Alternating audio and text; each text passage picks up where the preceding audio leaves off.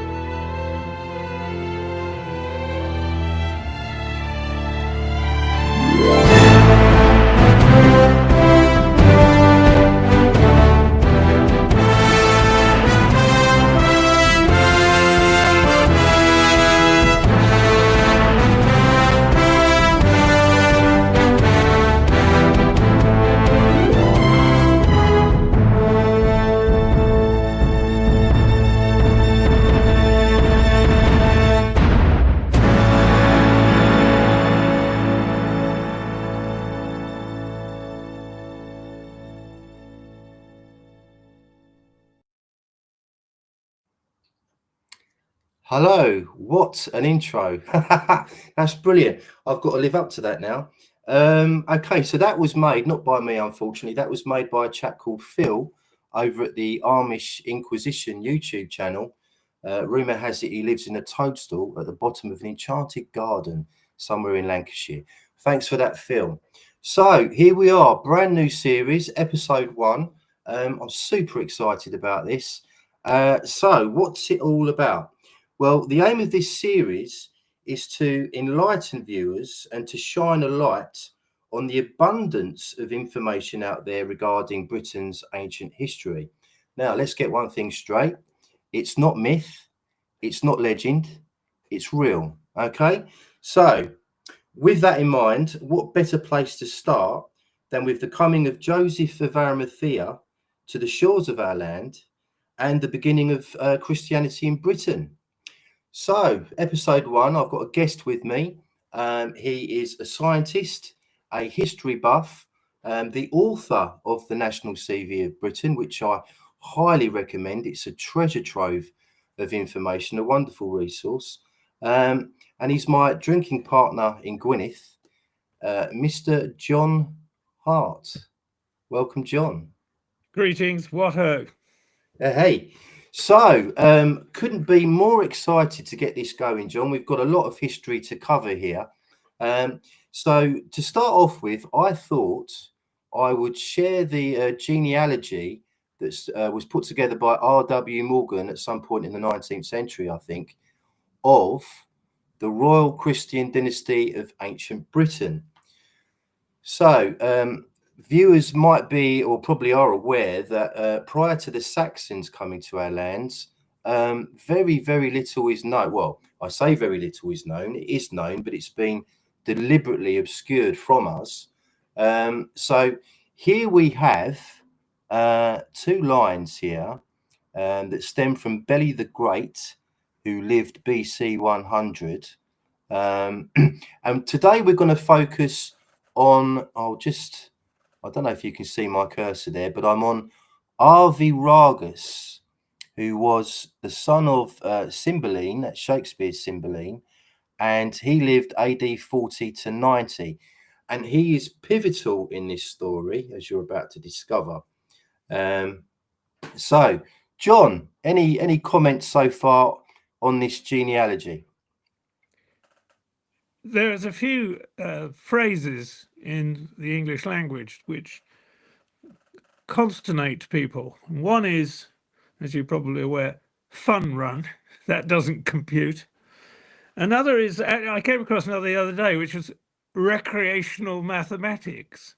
And can you imagine the kind of conversation? Darling, I'm feeling a little frisky this evening. How about some recreational mathematics? But there's another one, which is early British history. And this is, in fact, a sinkhole. And there is one of those, those pointing finger, manicule, diversion signs saying, go to Romans. And it's just crazy. And this is it's brilliant that you've put this up, Paul, because this is the royal dynasty of ancient Britain. And yes, they were Christians right at the start. They were on the ground floor. And this is what ultimately why the Roman Catholics deleted a lot of this stuff from their own backstory, because they didn't want Britain to be the first Christian nation. Yes, that's precisely it, isn't it? They wanted the start of Christianity to be in Rome, didn't they? But in actual fact, as we're about to discover, it started really in this country. Now, I don't want to get too distracted because I want to focus primarily on Arviragus, who I believe I'm right in saying we're equating with the first King Arthur. Would you agree with that, John? I don't think he was the first one, actually. Ralph Ellis has got a nice line in this too, and I think it goes back considerably further than that. But yeah, Right. I think I mean the co-identification with Arviragus with an Arthur, I think is brilliant. And I only heard that relatively recently, actually, and I was very impressed with it. Uh, I mean, he did. We know quite a lot about what he did and his interaction with Joseph of Arimathea. So Mm. he's definitely existed, Okay. and he Okay. definitely did things. Yeah. I've heard that this particular Arthur, Arviragus, is, I think I'm right in saying that Wilson and Blackett have suggested that Arviragus is the Arthur buried at Glastonbury Abbey. Although they actually place Joseph of Arimathea's early church, not in Glastonbury, but in Glastonbury, spelt Bri on the end, which is somewhere near Atherstone in Warwickshire. So there's lots of conjecture on that. Yes. Any- yeah. Anyway, okay, I'll take that off the screen now, and I'll move on to our first slide of the evening. Oh, Um, crikey. this is taken from the document Joseph of Arimathea Came to Britain by Alan Wilson and Baron Blackett, two legendary historians. So, first bullet point, Christianity arrived in Cymru, which is Wales, I believe, in AD 37. So, we're talking about Joseph coming over here shortly after the official dating of the crucifixion in AD 33. This information is recorded by Cardinal Baronius and Baronius, Cardinal yep. Baronius and Cardinal Alfred brackets Griffiths in AD 1530, as well as by the British monks Gildas, who lived AD 540 to 600, and Nennius circa AD 800. I can't quite see that top point because there's something live. What does it say, the first word? Uh, yeah, I don't think the viewers can see that. That's what we can see. But so What does it say? Christianity arrived. Christianity, yeah, arrived in Cymru. Cymru at this time is everywhere, I think, because we're talking about ancient Britain. So I don't think it's specifically Wales. The fact that Cardinal Baronius says this is an absolute power play, because Cardinal Baronius was he was in the latter half of the 1500s. He was a rough contemporary with Elizabeth I, and he was dedicated to truth. It really is an enormously powerful statement. Wow, brilliant. Okay. Okay, so next bullet point, we've got Joseph of Arimathea journeyed up the River Rhone, along the River Loire, and across to Western Britain from Bordeaux. He did not come via the Channel, according to Wilson and Blackett.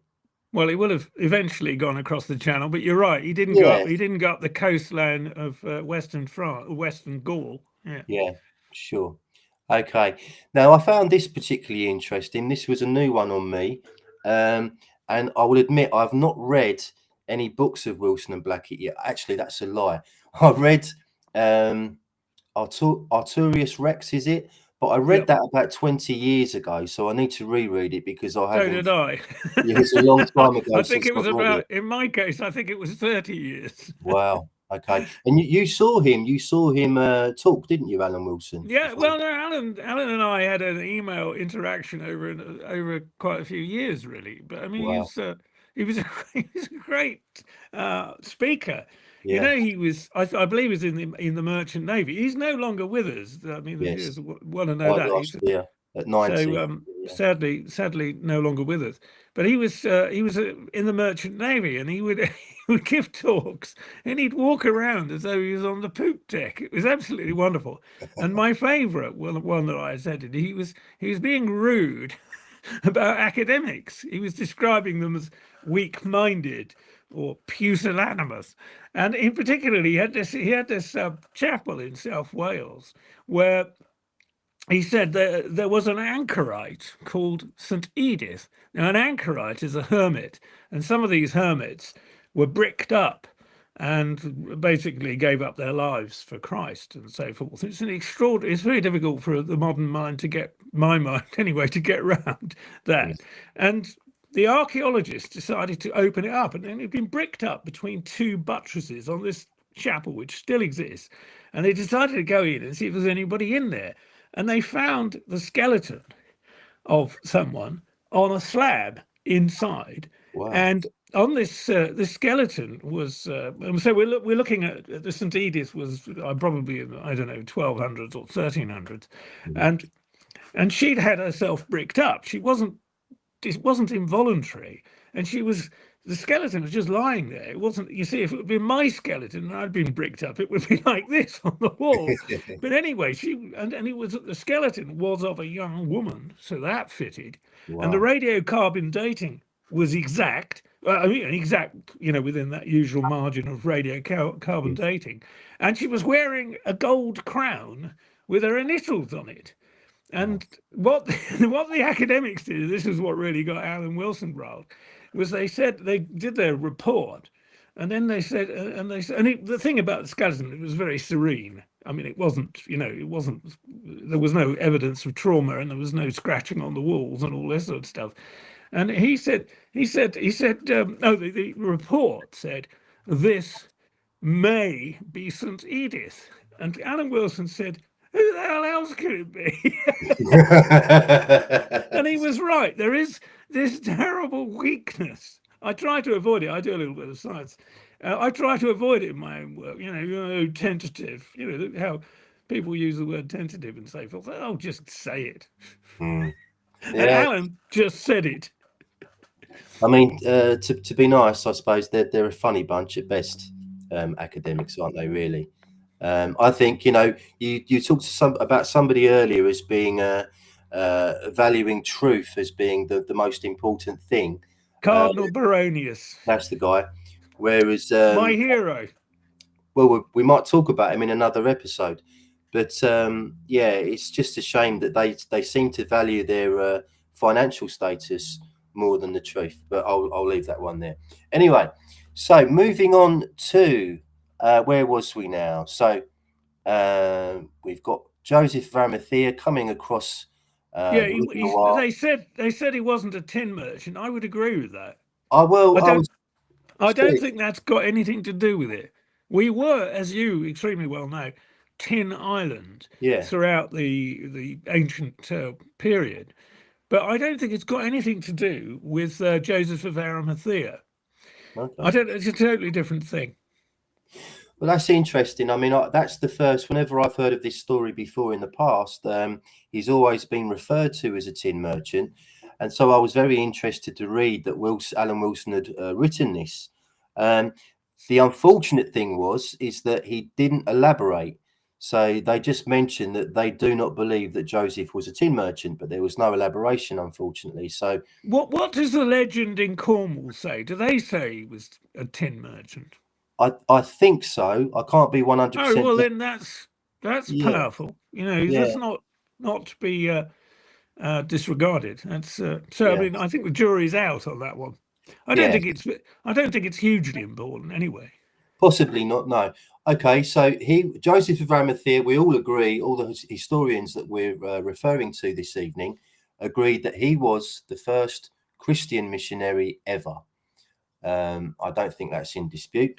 And there's a stone called the Lewel Stone in the British Museum that shows scenes of Joseph's arrival in Britain. And I can quickly just, put that up on the screen now so you can see that. There's, I believe, I would imagine that's Joseph in the middle in the centre there, and possibly down there as well. He's flanked at the top by 2 crucifixes, and underneath in the next diagram you've got Joseph. It looks like he's got an oar in his hand. I could be wrong about that, but he looks like he's on a boat. So, and you can see that still in the British Museum to this day. Although whether they identify that as Joseph of Arimathea or not, I don't know. I shouldn't think so, probably. I think Baron Blackett will be still alive. You know, you could ask him. Unfortunately, no, John. Baron passed away as well. I think he passed away a year before Alan did. I'm sorry to hear that. Okay. Yeah, he passed away in a house fire. No, good yes, Lord. Yes. Well, we won't go there. Anyway, moving on very swiftly. Next point. Joseph became known as St. Illid, and St. Illid church sites are still extant in Glamorgan and Brecon. Joseph's first site was Llanillid at, I'm going to mispronounce this, Tony Raphael. No. So if that, I think actually that doesn't say, does that say St. Illid or St. Illtyd? I don't know, I can't read that. But St. Illtyd was a cousin of King Arthur. So if they're in a, I don't know. Well, if St. Illid is different from St. Illtyd, then that's fine. But St. Illtyd is much later. I know that because I was in a St. Illtyd church just the other week. Okay. Well, perhaps we'll look into that further in a future episode. We'll see if we can untangle that one. Okay, moving on. Joseph was granted lands by King Arviragus. The Roman poet Juvenal writes that the Roman emperor would be lucky if, quote, Arviragus would fall from his chariot pole and die. Yeah, we actually know how much land Arviragus gave Joseph. And I think it was 120 hides, which apparently is enough to feed a family on. So it's a good, reasonable sized farm. Wow. Okay. No, I mean it's written in the. Sorry, John. How do we know that? That's not something. It comes from the British Chronicles. I mean, it's one or other of them. I don't know which one it's in, offhand, but it's a sort of detail which really is quite compelling. Arviragus gave some land to somebody called Joseph, and that was the Joseph in question, I think. Yeah. And you're right about the poet Juvenal, which gives an independent validation of the existence of Arviragus. I think there are lots of those independent validations across the board when it comes to this history. You know, it wasn't just 7 or 8 British historians that were writing and recorded this information. It's that the Romans did across Europe. Britain was mentioned quite frequently with the same characters that we've seen in this genealogy. So, I mean, the evidence is abundant as far as I'm concerned. Yeah. Okay, so moving on. Joseph's Christian community in England was described by some as a university. Yeah, there are actually 1 or 2 of these. If you read, I think it is Percy Enderby, who's Charles II's favourite historian. There's 1 or 2 more of these. I don't know anything really about this particular place, Glastonbury and so forth, though it's a sort of clever speculation that Alan was specialised in. Yeah. But there's 1 at Stanford and so forth. And these are actually, some of these are Druidic colleges. Okay. And I know we all talk about, the universities of Bologna and Oxford and Cambridge and so forth, but they're amazingly later. We're talking here. I mean, some of these Druid colleges were, BC by miles, and they were. I mean, if the Gauls had 1 at St. Orleans or whatever that was called at the time, but I mean, that's another one. But that was their Druidic college. I wonder if there's any connection there to Mary Magdalene, possibly. Yeah, who knows? That's outside my remit. I think you're interested in that, I know, but I pass on that. Okay. Right. So one last point I'll make about that was that it kind of reminded me slightly of the Essenes. with Joseph's early church being set up as a university. I'll have to reread Ralph's books on that because he wrote extensively about the Essenes in his 4-part trilogy on the historical Jesus, which I highly. Go on. I was going to say that the Druids, of course, foresaw Jesus before virtually anybody, and they called him Essa. But a fascinating thing, I mean, that genealogy that you had showed Cymbeline, which is, as you said, Shakespeare's character, king, and so forth.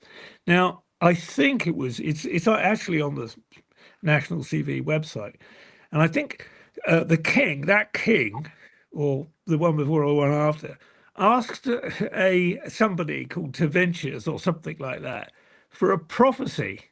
And he said, "Tell me about the future." And this person, who must have been a druid, I think, although he wasn't. I'm quoting actually a French, a very fine French historian called John de Wavrin, who was writing in the 13th century, but he was writing about Britain, and he had a whole load of information that the other historians, the British historians, didn't have. And I think it was his family connections. Anyway, he describes this character, this prophet, as prophesying the arrival of a man as a result of a virgin birth. And, Wow. that's what this guy said. And they sort of lodged that. And then a generation later, it occurred. The story arrived in Britain. That's incredible. Brought by Joseph of Arimathea, we presume, since we haven't got any other candidate. Well, now I'm being reminded of what Lawrence Main said to me in Wales. So I asked Lawrence, our friend and druid, about Joseph of Arimathea, and he was absolutely he wouldn't have it any other way. He was saying that Joseph of Arimathea was Jesus's father, not his uncle. And that the historians couldn't admit to that fact, so they made him his uncle, but it could have been his father. Now, I also mentioned to Lawrence that in Britain in the 1st century, there was a pagan god being worshipped called Esus, spelt E-S-U-S. Not many people have heard of this. Now, when I mentioned this to Lawrence, he said, "Ah, yes, Essie." Yeah, Now, that's Essie. That's the one. Exactly. Now, I've done a lot of, well, I say I've done a fair bit of research on this character Esus, and I've made a 10-minute video about it, which is on the channel if anyone's interested in watching it, because it's very, very interesting. Esus, the pagan god, was a woodcutter. There are 2 reliefs of him. One's in Paris, and there's one, I think, in Germany, where you see Esus and he's chopping wood. And of course, there's a correlation there potentially between Jesus the carpenter and Esus, although we know that that's a mistranslation. Paul, you need to put yourself on screen, I think, Paul. Oh, sorry, yeah, I was miles away there, and I'll hide this. I'll hide this for a moment. There we are. We're back on screen now. Sorry, everyone. Yeah. So going back, so according to the research that I've done on Esus, he was one of a triad of pagan gods, the other 2 being Tyrannus and Teutates. In addition to that, in the Middle East, to this day, Muslims refer to Jesus as Issa. Yeah, that's right. Some even say that he had red hair. Ralph will say that in his books. And of course, Ralph has identified the historical Jesus character as King Isas Manu VI of Edessa. And I've read Ralph's books, and I've interviewed him about 30 times. If anyone's interested in this, there's a playlist on the channel, a Ralph Ellis playlist, and there's 30 videos. They're all about 2 hours long each, and it's absolutely a fantastic resource for this kind of information. But yeah, so we've got some strange goings on with all that, John. We've got like this pagan god Esus. There's a little bit more, though. Go on. Yeah, there's a tomb of Issa you can find to this day somewhere. I mean, I don't know. I think it's in Kashmir. You can actually go there. And Right. there's another thing is that in the Quran it says that Jesus didn't die on the cross, and that's I think what Yes. Druid Lawrence believes. Yes. And so he actually, as it were, part of his family went west, and he did wherever he went, and then he went east, and he died in Kashmir. That's That's yes. Now, one version. yes. Now that's something else, believe it or not, that I've covered with Ralph on this channel on the last. Ah, It's on the playlist. Anyway, Ralph says that that particular character that went to Kashmir was Jesus's twin brother, yeah, uh, Thomas. they do And say that. in one ancient historian article, I can't remember where it was now, but he's referred to as St. Thomas of Edessa, which Oh, is very, I hadn't very heard that. interesting. And going back as well, I've not been able to verify this myself, but Ralph says that Alfred the Great sent knights to Edessa to try and find out more information about the historical Jesus. I'd have to go back to Ralph to ask him about that. But yeah, so we've got this Well, history. the brother of Jesus was known as Thomas Didymus, That's the one. and you get Di is, and you get is Di is a version of another one you get is twin, which is twir and twin. All these words. The one I like most about those words, those Di and it's doubt actually comes from the same double, two-ness. You're all talking about two-ness with these, but the one I love, of course, is the one I particularly love is twin, because I am actually a twin. Would you believe? Oh, right. Okay. But twer means two in some old English stuff. But the one I really like is twilight, because twilight is two lights, because you can see the sun and the moon at the same time. That's where you get the word twilight. Oh, And fascinating. you get Didybus is another one, and Yeah. diplomat gives you the same duh. You see, they're all two-ness. It's a Yes. sort of linguistic metrology. Yeah. Fascinating. Okay, let's just go back before we digress any further. Let's go back to that slide we've got of Joseph of Arimathea. So we got up to here we are. So according to Wilson and Blackett, Joseph set up this university at, notice the spelling, everyone, Glastonbury, spelt Glastonbri, which is near Atherstone or Arthurstone in Warwickshire, and not Glastonbury, Somerset. So That's fairly major revisionism, isn't it? you could say that again, yeah. Yeah, so I do know that Wilson and Blackett say that there's these very large mounds in Atherstone, and they say that lots of ancient British kings were buried there. I So, think they're right about that, and okay. it's one of the things about archaeologists is they're not getting stuck in on this these physical manifestations, and I don't know why. I mean, I'd go and dig one of them up. I mean, if you can dig out St. Edith and an anchorite, I think you should be digging into these ancient burial mounds. I mean, isn't it Oldbury comes in there somewhere as well? Yes, that's right. And Yeah. it's obviously where people were buried. So who the Mm, heck is in there?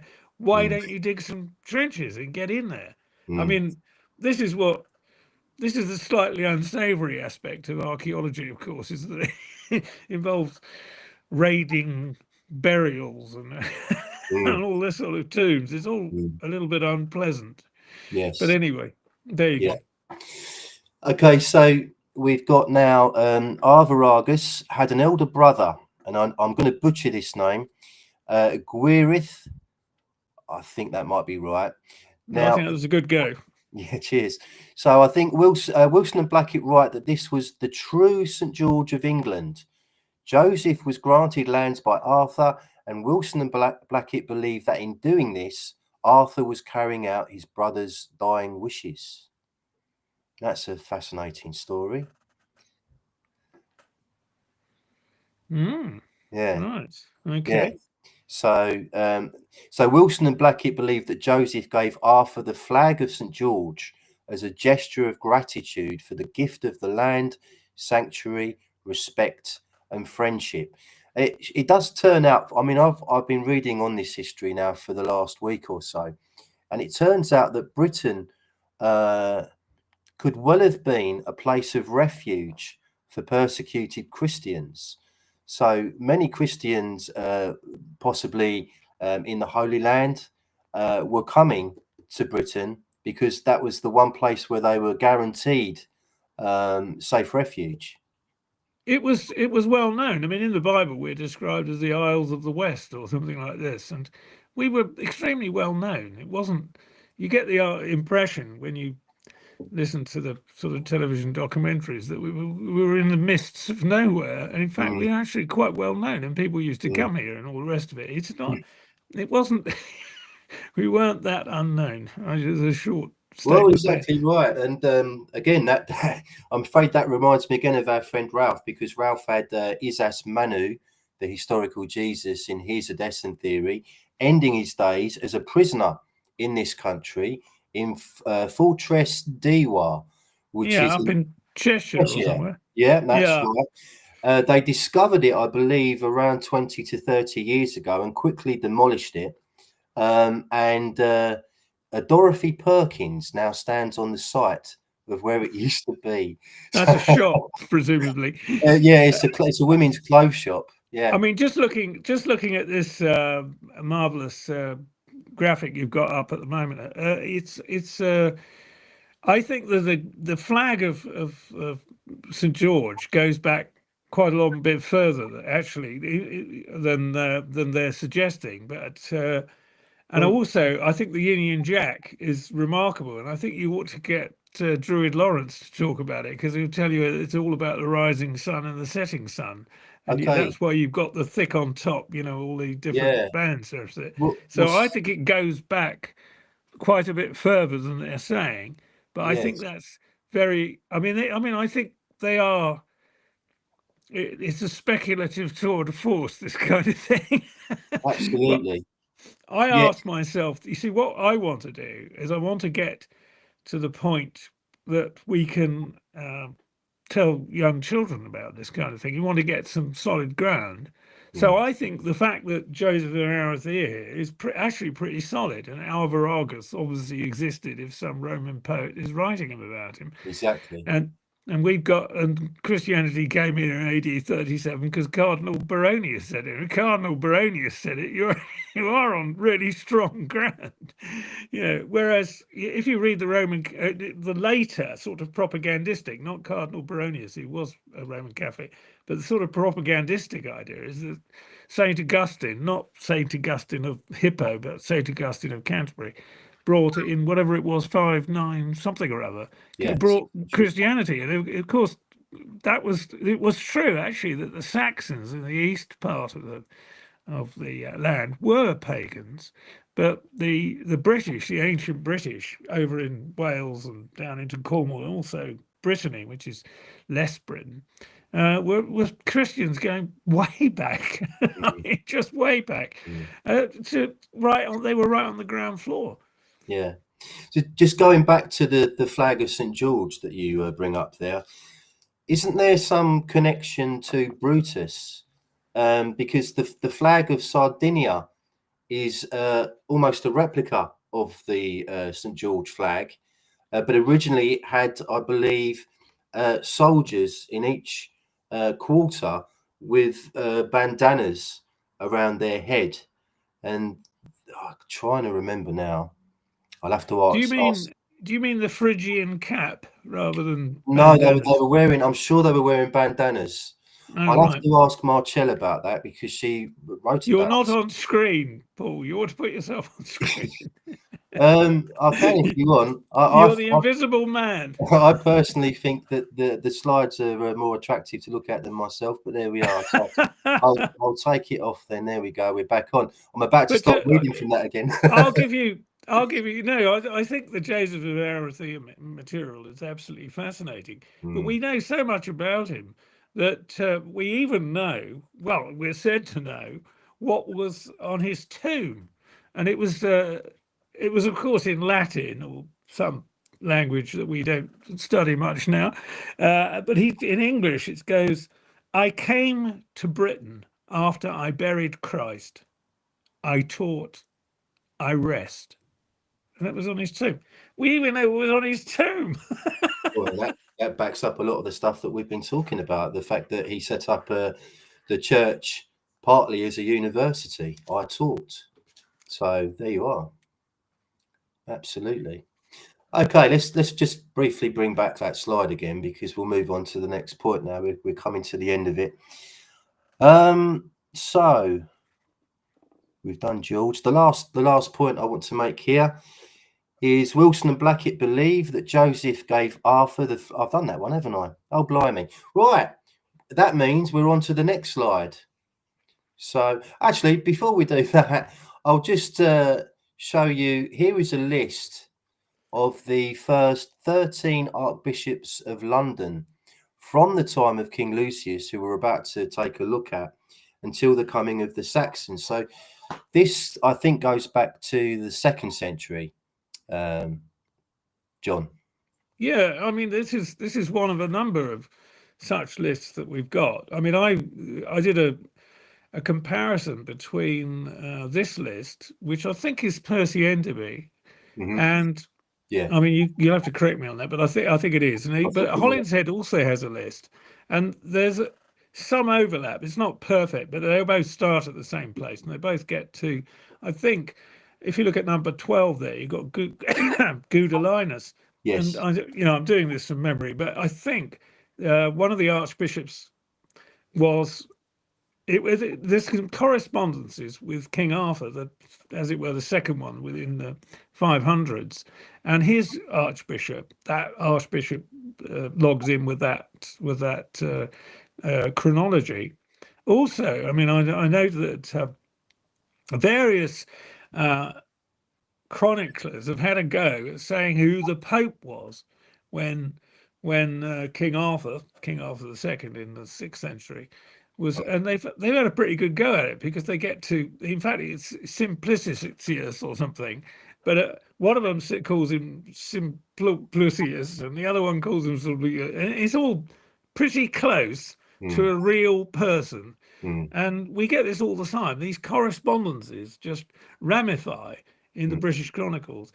Yes. And we don't need to say this is legendary or myth or anything. It's all corresponding. If you go into the Arthur notices on the National CVPD, you'll find all these correspondences, because they all work very nicely because they're true. Yes, exactly. I couldn't agree more. Okay, before we look at our last slide for the evening, I'll just briefly bring back up the genealogy. And by the way, I should have said this before. If you're watching the recorded version of this, because the live stream stays on the channel, there's a recorded video. So you feel free to pause the video so you can have a look at this genealogy and the other slides for yourself. Anyway, so we've so far had a look at Arviragus and him granting lands to Joseph of Arimathea. Arviragus is on the right-hand side of your screen. But we're now going to kind of jump a little bit into the future, because to try and cover all of this history in one go would be an absolutely impossible task. So it's going to turn into a kind of a mini series, I think, this early Christianity in Britain. But anyway, if you look roughly in the center of the genealogy, and then just look slightly to your left, you'll see the son of King Cole of Colchester, AD 120. You'll see Lucius, or he was also known as, I'm going to really butcher this one, Lever Mar, or something like that. So apologies for the pronunciation. Anyway, so King Lucius was the first king of Britain who established the Christian church as the official religion in this country. And here we have a slide. I'm going to have to go onto full screen to read this out, because some of it's blocked. So, okay, so the first point, King Lucius, the great grandson of Arviragus or Arthur, writes to the Bishop of Rome requesting that the bishop sends him teachers of Christ. 2 such teachers are sent, Faganus and Duvianus. Oh, blimey. Sorry, bear with me. You can probably read that, everyone, if you're watching this. I'll have to come out of full screen again, because my Cameron. You said there, Paul, that he's the great grandson of Arviragus. He's actually on a collateral line. I think if you go back to your thing, I think he isn't a great grandson. So Arviragus is over on the right after Cymbeline and so forth. So Actually, yeah. he's over here in the centre, and so he'd be something like. What would he be like? What would he be? Cousin? Some Cousin? sort of nephew, yeah, No, something like that. cousin, I think. Is it? Okay. Um, so anyway, he's some sort of cousin. Yeah. But you can see that the lines were rejoined because he married the daughter of Urgan, who was the daughter of whoever that is, Marius, Hmm. and then you get up to Arviragus again. So they rejoined the lines, and then Hmm. the line went from there to Strada the Fair, who married Cole the Second, because Lucius was the son of Lucius Cole the First. In fact, Hmm. Cole the First was the old King Cole of the nursery rhyme. And Yes. then you get from Cole the Second, you get Helen, and she marries Constantine. It says Constantine. Does that say Constantius? I think it says afterwards emperor, and then you get their son. Their issue is Constantine the Great, Was it and then Constantine Chlorus or Cordus? It was something like no, that. it's Constantius Chlorus. He was Yes. named that, incidentally, Chlorus, which also gives us the name of the element. Chlorine means pale. Ah, I didn't know that. I Yeah, and didn't he know was that. quite pale. Wow. So he wasn't actually swarthy or sort of olive-skinned Italian at all. He was very pale. So Right. it'd be interesting. I don't know where he came from actually, but so Constantine the Great was half British, and his mother was Hmm. wholly British. So Yes. that I mean, those are very exciting things. And he actually called one of his own daughters after his mother, so he called her Helen, Hmm. and she's Helen of the Cross. And we would, Yeah. we've spoken about how she who went with a legion to the Holy Land and found the true cross and other artifacts. Yeah. I In mean, fact, I'll just complete that by saying well, that she's said to have found the nails that have been used to to fix Christ to the cross, and she made them into a bridle for her son. wow. So that's one of those legends that attaches itself to Helen. Yeah. These holy relics do turn up everywhere, though, don't they? And according to Blackadder, in packs of 5, apparently. Anyway, okay, so yeah, so I did make a mistake there about Lucius. He's not the great grandson of Arviragus, but he is a relation. As John rightfully pointed out, he was the son of King Cole of the nursery rhyme. Yeah. And now let's move on. I really want to get into Bran the Blessed, Caractacus, and that line because Claudia, of course, Caractacus's daughter, married into the Roman Empire by marrying Rufus Pudens. There's so much history involved in all that's definitely a separate episode. And maybe the next one we'll see what happens. But for now, let's go back to Lucius, who, as well, didn't. That's the wrong one. Hold on a minute. There we go. That's the right one. So he was the great grandson. Sorry, he was related to Arviragus and wanted to become a Christian. So he wrote a letter to the Bishop of Rome at the time. Eleutherius, was it, John, his name? What the name of the Pope? The Bishop of Rome at the time, yeah. Yeah, well, yeah, Bishop of Rome. I don't actually know, but that sounds very familiar. Yeah, That's a good recollection, if that's right. yeah, it was something like that anyway. Okay, so William Camden, in his Britannia of 1586, argues about the appeal to Rome. So King Lucius sent Alanus and Meduanus, who were both Britons, to the Pope at the time, entreating them that he and his subjects might be instructed in the Christian religion. So that's the first time outside of the Joseph of Arimathea history that we see the early development of the Christian church in this country. Have you seen, Paul, you had a comment from South Germany? No, let me just have a Well, look it there. says, hello from South Germany, Mona E. Hello, Mona. Hand Oh, pick yes. waving. And it says, Arviragus wasn't Arthur, and the land grant by King Arthur II, Arthur's ap Murag, took place in Ogmore in the 6th century. No, what I'm talking about is Arviragus has been identified as an Arthur, but actually all Arviragus is in that name gave 120 hides of land, which is I don't know what that is, 120, I don't know how many acres that is. Mm. And it was Arviragus who's written down as giving that to Joseph of Arimathea. The thing you're talking about is quite different. It's a very different land grant entirely. Oh, okay. Okay. But I thank you, Mona E. Yes, thank you, Mona, for your comment. Okay. Let's just take that off the screen. Okay. Right. So let's move on slightly now. So following up, King Lucius then closes down all the pagan temples and then commands that they be dedicated anew to God and the saints. He then appoints 3 archbishops to govern in London, Eboracum, which is York, and Caerleon on Usk, which is Caerleon in Wales. So there were 3 principal archbishops to begin with, John. Yep. Okay, let's move on. Lucius may have been influenced into receiving Christianity by Roman lieutenants in Britain, as well as the emperor himself. Lieutenants, Paul, lieutenants. Did I say lieutenants? Apologies. Yeah, that's the spelling for me. Okay, in Britain as well as the emperor. Where was I? Lost my place now.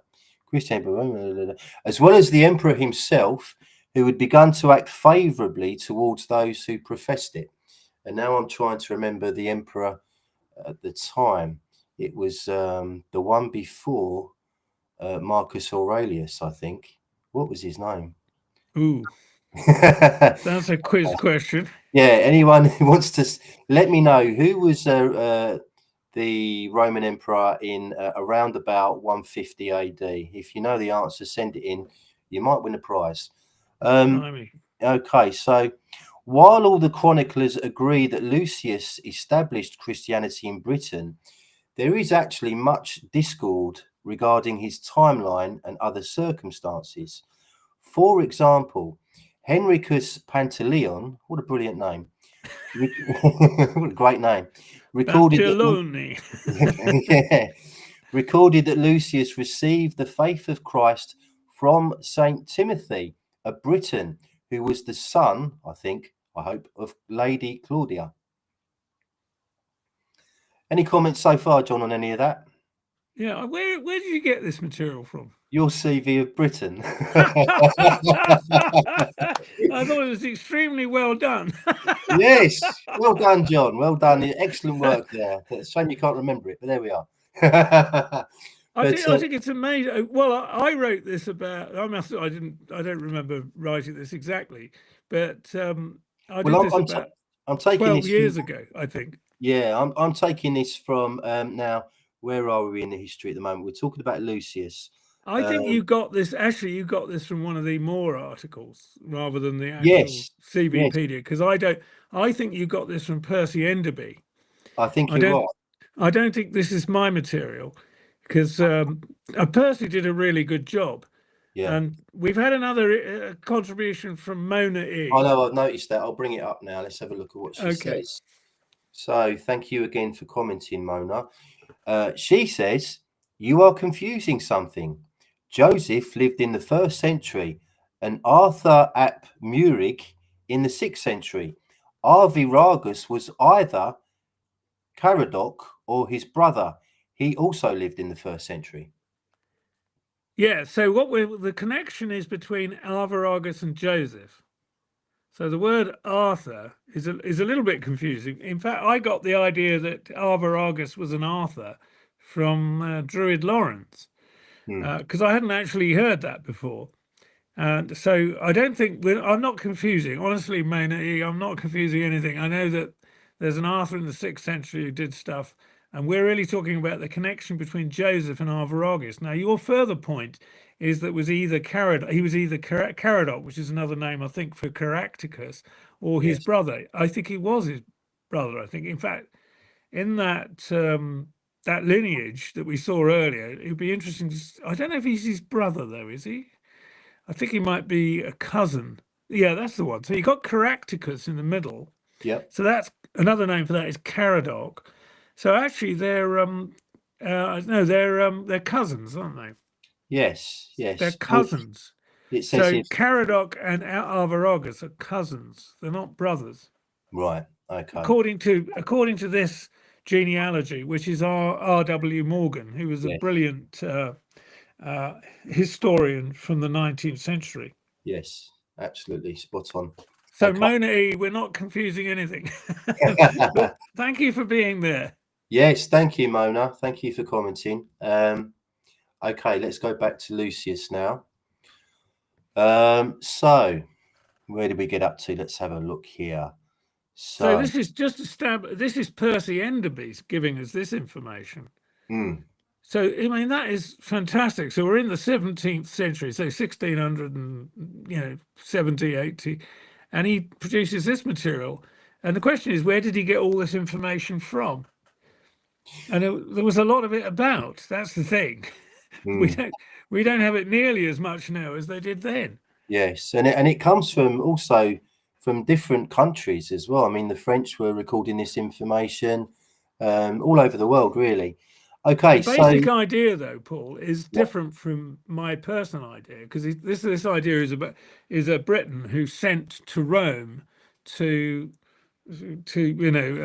receive Christianity, but I think it was here already big time, and I don't think he needed any of this. I mean, he may well have brought people over, but I noticed, for example, that St. Timothy somewhere there is a Briton.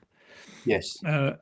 The son of Claudia, I think. Yeah, well, Claudia, I think, is in the Acts of the Apostles. That's one of the daughters of Caradoc, or Caractacus. Yeah, as is her brother Linus, who exactly was the first Rome. Yeah, exactly. Well, yeah, that's right. But he was the first recognised one. The other one is Peter, of course. Because I mean, when we talk about Peter, there's evidence he came to Westminster Abbey, which is, of course, St. Peter's.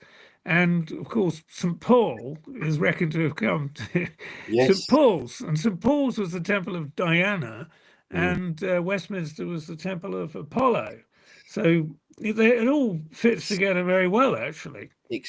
Yes, exactly. And I'd just like to add to that as well that Ralph Ellis conflates the characters St. Paul with Josephus Flavius and Joseph of Arimathea, which, as you can imagine, hasn't gone down particularly well with theologians. But you have to read the books, because if you read the books, there is he puts together a lot of evidence to back up this theory. I mean, Paul and Flavius, Josephus Flavius, were on the same shipwreck. They had the same publisher. There are all sorts of coincidences. And I know we did a video before, John, where you said that we know quite a bit about Paul from Tarsus, but that's the first time I've heard somebody say that. I thought the general conception was, or consensus was, that we know very little about Paul. Yeah, well, that's right. We know an awful lot about the other guy, Josephus Flavius. We know an awful lot about him. No, we don't know nearly as much about St. Paul, unless you accept the apocryphal gospel. I don't know which one it was, but I mean, it's the one that describes him coming to Britain. But it was a great pity that in that gospel was a whole load of fabulous, fantastical material, which in a way lessens its impact. I mean, it's the same, incidentally, about Geoffrey of Monmouth, because now we're writing in the 12th century, and he gets his ancient book, which is some version of the Tasilio Chronicle, and he writes it up. And according to, now this is where we go to display like John de Wavrin, and he's writing in the next century, so in the 1200s. And he says that Geoffrey was pressured by one of his patrons to put in this fantastical material on Merlin. So he put it in, and it discredited him. Yeah, And they it's, do, it's and it, he was lent on by one of his paymasters, and right. who basically said, "You, if you don't include this mirror, you're out." Well, it's amazing because it's funny you're talking about that because I recently read Geoffrey of Monmouth's History of Britain, and it's a great read, lots of fantastic history, and then it Yeah, comes up to Merlin, and all of a sudden it's like he dropped acid or something. When you read these passages about the prophecies of Merlin, it's extremely far out, yeah. Well, and what you got to it's, do is you've got to read John de Wavrin. I mean, if you go on the website, there's the CVpedia of Britain, and then the actual encyclopedia, and then you press on sources at the bottom, and all this is exhibited. And John Wavrin he had all the information that Geoffrey had, but he had extra information. I don't know wow, where he got it, but he had yeah, extra information, and this is, for example, that prophecy that Cymbeline, I think it was, received. That's in John de Wavrin. It is not in Geoffrey or Gildas or any of the others, and it's wow, very Monmouth. exciting. And Yes, he was some kind of a royal attendant. One of his relatives was a royal attendant. They got the information. You've mm. got to read them all together. Yes. So, how are you spelling De Wavrin? Is it? Did you Well, say? duh. Wavrin, Wavrin. It's in the sources. If you go into the sources of the CVpedia, which is just a click, and it's all there. And Okay. this is tremendously worth reading. And Okay. I'm going to have a little mini rant now. Go on. Geoffrey is really good value in my view. I mean, he's not as good as the Tasilio Chronicle. If you just want it blank and factual, that's the Tasilio Chronicle.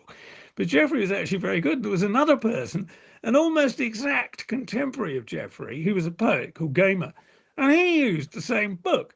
And there was a third person, Henry of Huntingdon.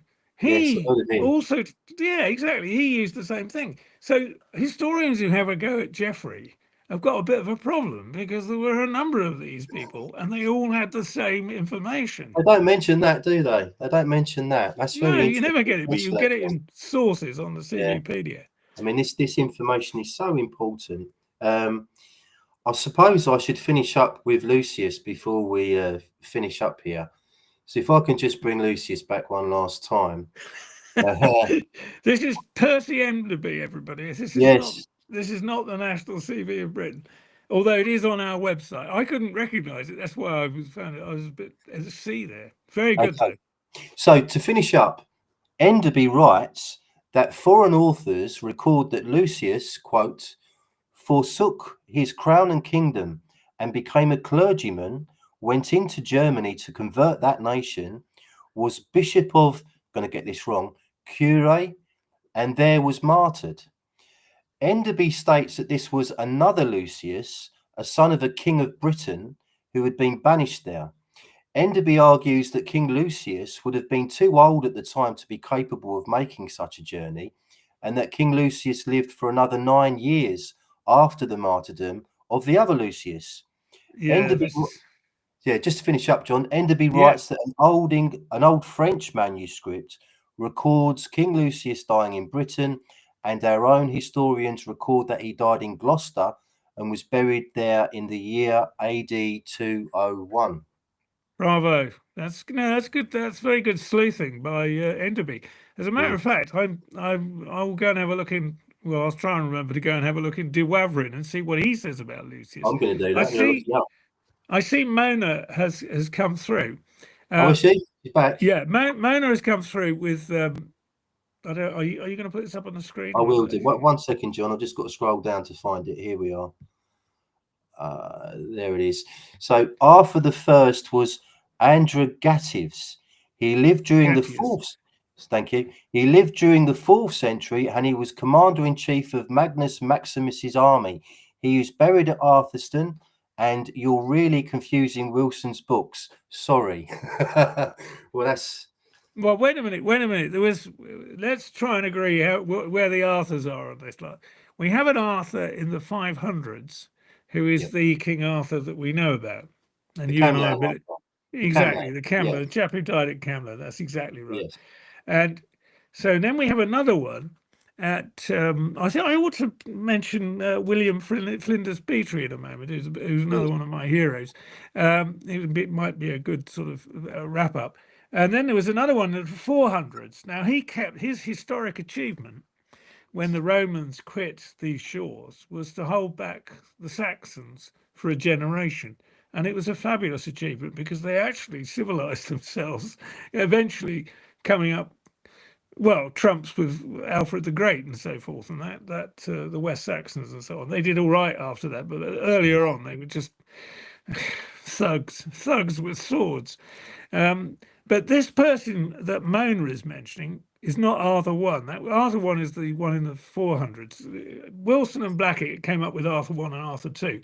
You've got the 4th century is the 300s, and now that is a different. If that's interesting because Magnus Maximus is a real person, Mm. and so what Mona is saying, there was an Arthur who was commander in chief of Magnus Maximus's army.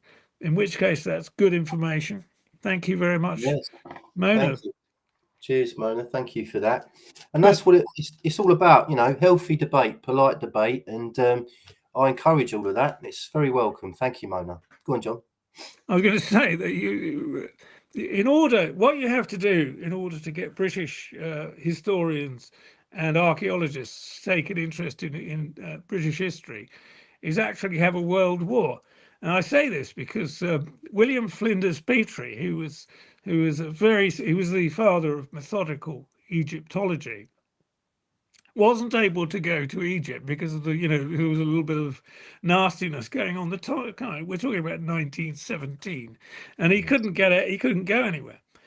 So he decided to write an essay called "Neglected British History," in which he Yeah. finds, without any great difficulty, what Alan Wilson called Arthur One, which is so we're in the 400s, and this is the Arthur One who keeps the Saxons back for a generation, and he's actually easy to find, as is Arthur Two.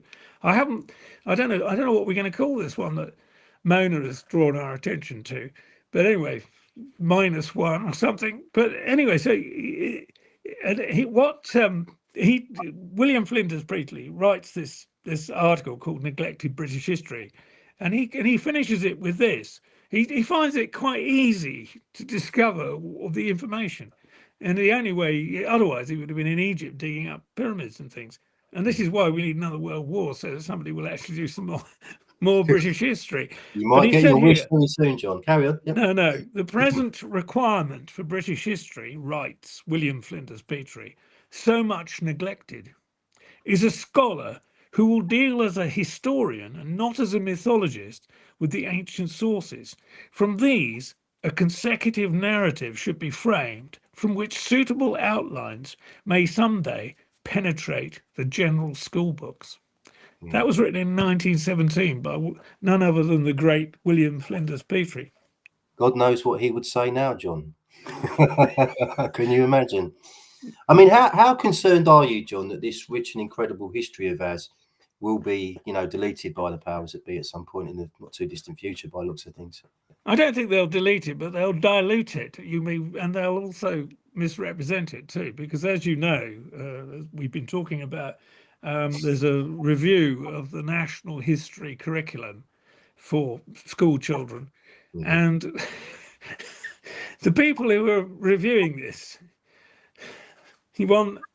one fears for the results of this because they are somewhat left of centre.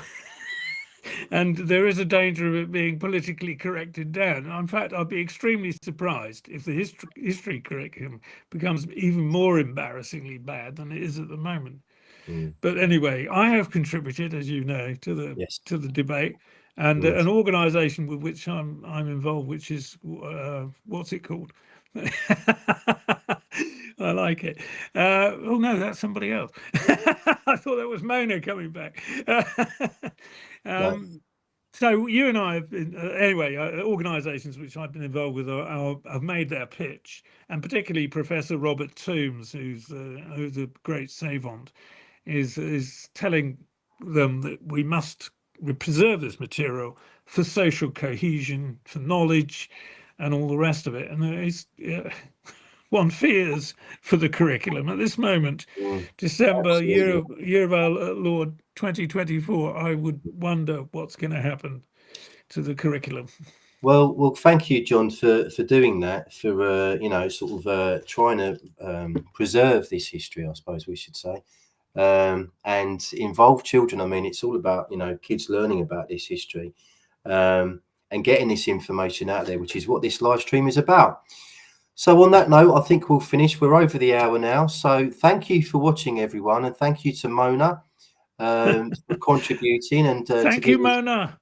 Yes, thank you. We encourage all of that. Thank you, Lisa, who's tuned in at the last minute. Unfortunately, Lisa, we're leaving now, so you'll have to watch the recorded version. I've really enjoyed this. I'm absolutely engrossed in this history. From the time of Jesus through to the early Saxons, it's incredibly. On the one hand, they would have us believe that it's incredibly, it's mythical, it's legendary, all the rest of it. But as we've been saying all along in this stream, there's plenty of information, recorded history out there where you can read about this stuff. And the best place to do that is the National CV of Britain. Go to, let me just see if I can share the screen quickly, and I'll bring on, we'll have a very quick tour of the National CV of Britain. Can you see that on your screen, John? No. Bugger. Hold on 1 minute. What have I done now? Here we go. Why won't it let me share? No. 1 second, everyone. Live TV and all that.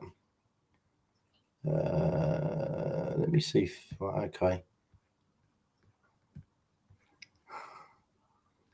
No, for some reason it's not sharing. So, well, next time Johnny's on, everyone, we'll have a good tour of the National CV of Britain.